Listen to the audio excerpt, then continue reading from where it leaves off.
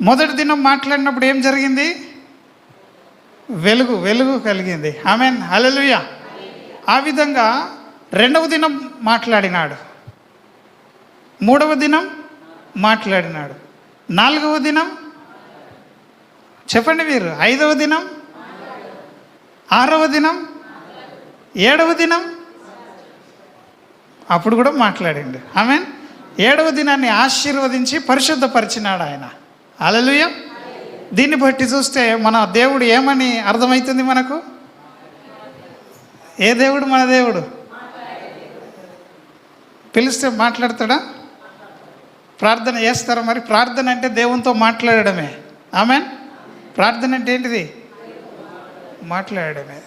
మామ, దేవుడు ప్రతిదినం మాట్లాడే దేవుడు. మాట్లాడుతున్నప్పుడు మనం వినాల. దేవుని స్వరం వినే గొర్రెలుగా